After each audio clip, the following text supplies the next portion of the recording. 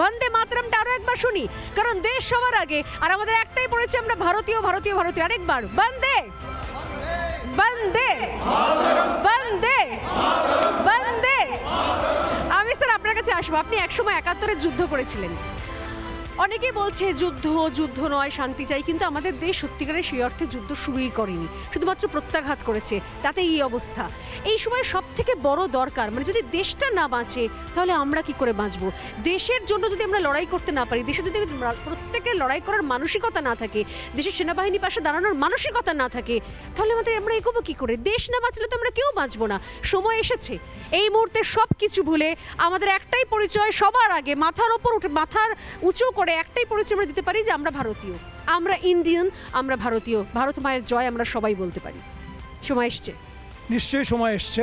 আজকে আমি একটা কথাই বলতে চাই, সবচেয়ে আগে আমি যেহেতু সামরিক বাহিনীর একজন সদস্য, আমি আর্মি, নেভি, এয়ার ফোর্স, আমাদের 3টে ফোর্সের সকল সদস্য, তাদেরকে আমি শুভেচ্ছা জানাই ভারতের তরফ থেকে। ভারত হিসাবে আমি একজন প্রাক্তন সৈনিক হিসাবে, তারা আজকে যে জিনিসটা দেখিয়েছে এটা পাকিস্তানের কাছে একটা বিরাট সবক হয়ে থাকলো। দ্বিতীয় কথা হচ্ছে, আজকে আমরা বিশ্বের কাছে একটা জিনিস দেখিয়ে দিলাম যে আমাদের ক্ষমতা কতখানি। বিশ্ব তাকিয়ে দেখলো যে ভারত কি করতে পারে, ভারতের যে ক্ষমতাটা আছে এটা কিন্তু বিশেষ প্রয়োজন ছিল দেখানো। আর একটা জিনিস আমি বলতে চাই এখানে, যেহেতু ভারত তো ভারতের ক্ষমতা দেখিয়েছে, আমরা সাধারণ যারা আম আদমি, সাধারণ মানুষ, নাগরিক, আমাদেরকেও তো একই স্রোতে ভাসতে হবে, একই ভাষায় কথা বলতে হবে। নিশ্চয়ই, কারণ কি কোনো কাজ জেনে রাখবেন শুধু একমাত্র সেনাবাহিনীর দ্বারা হয় না। যতক্ষণ পর্যন্ত সাধারণ নাগরিকের সহায়তা আমরা না পাই, আমরা ডিফেন্সে যখন যুদ্ধ করতে যাই, যুদ্ধ যখন আমরা করি, আমাদের মনটা কিন্তু থেকে যায় পিছন দিকে, সেই জনতা আমাদের পিছনে যারা আমাদেরকে উল্লসিত করে, যারা আমাদেরকে সাপোর্ট করে, সেইটা থাকে জন্যই আমরা এগিয়ে যেতে পারি। সুতরাং সেইটা বিশেষ প্রয়োজন আছে। আজকে আমার দেশের 140 কোটি লোক সবাই এক সূত্রে বলবে যে ইয়েস, ভারত মাতা কি জয়, সবচেয়ে আগে এই কথাই বলবে। ন্যাশনালিস্ট কালেক্টিভ, যেটা বারবার করে বলছি, জাতীয়তাবাদী সমষ্টি স্যার, একাধিক যুদ্ধ, সামনে থেকে দাঁড়ানো, সামনে থেকে যুদ্ধ করা এবং সব বিষয়গুলোকে বারবার করে নেতৃত্ব দেওয়া। আজকে সত্যি যেটা ইনিশিয়েটিভ নিয়েছে Republic media network, Arnab Goswami নিয়েছেন, এবং আমরা সবাই এই ইনিশিয়েটিভটাকে চাইছি কি মানুষের মধ্যে যেন ছড়িয়ে যায়। জাতীয়তাবাদী সমষ্টি, প্রত্যেকের মনের মধ্যে সেই দেশাত্মবোধ, দেশের জন্য ভালোবাসা, সম্মান।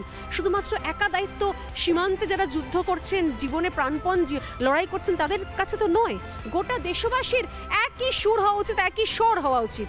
কি বলবেন? সবচেয়ে প্রথমে তো জয় হিন্দ, আর ভারতের পরাক্রমকে আমার স্যালুট।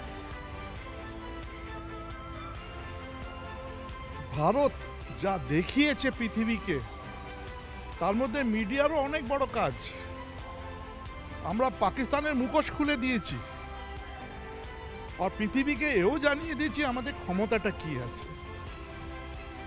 আমি লড়াই দেখেছি, আমি কারগিল দেখেছি, আমি ইনসার্জেন্সি দেখেছি, আমি টেরোরিজম দেখেছি। যতক্ষণ না ভারতীয় পাবলিক আমাদের পেছনে না থাকে, ততক্ষণ আমরা ফ্রন্টে ওইভাবে নিজের প্রাণের চিন্তা না করে দেশের ওপরে বলিদান করা সম্ভব নয়। এটা খুব গুরুত্বপূর্ণ পয়েন্ট। গোটা দেশ যখন পাশে থাকে, তখন প্রতিটা প্রান্তে যারা সীমান্তে লড়াই করছেন তাদেরও মনোবল অন্য পর্যায়ে পৌঁছে যায়। এই জন্যই তো ন্যাশনালিস্ট কালেক্টিভ, এই জন্যই জাতীয়তাবাদী সমষ্টি, একসঙ্গে একরকম ভাবনা চিন্তা, কোনো পার্থক্য নেই। যিনি ডাক্তার, যিনি কবি, যিনি টিচার, যিনি সীমান্তে লড়ছেন, প্রত্যেকের ভাবনা চিন্তা এক সুরে, এক তারে বাঁধা থাকবে। এটাই ন্যাশনালিস্ট কালেক্টিভ স্যার। আমি আর একটা কথা বলতে চাই, আমি যে ব্যাটালিয়ন কমান্ড করেছি, আমরা বলি মুসলমান, কাশ্মীরি, আমার ছিল মিক্সড ব্যাটালিয়ন। তার মধ্যে একটা কোম্পানি ছিল কাশ্মীরি মুসলমান, বুঝেছো, যারা ওখানকারই যে ছেলেরা। আমি তোমাকে গ্যারান্টি দিয়ে বলতে পারি, ওরা কোনো পক্ষে আমার গোর্খাস, শিখ, ডোগরাদের কম ছিল না।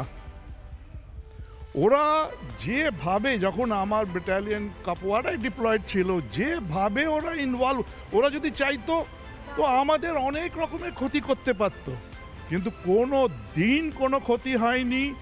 উল্টো আগে বেড়ে বুকে গুলি নিয়েছে। আমরা এই বার্তাটাই তো ছড়াতে চাইছি। নানা ধরনের কন্টেন্ট দেখার জন্য লাইক করুন, শেয়ার করুন আমাদের ফেসবুক পেজ, সাবস্ক্রাইব করুন আমাদের ইউটিউব চ্যানেল। পাশাপাশি অন্যান্য ব্রেকিং নিউজের জন্য অবশ্যই চোখ রাখুন রিপাবলিক বাংলায়।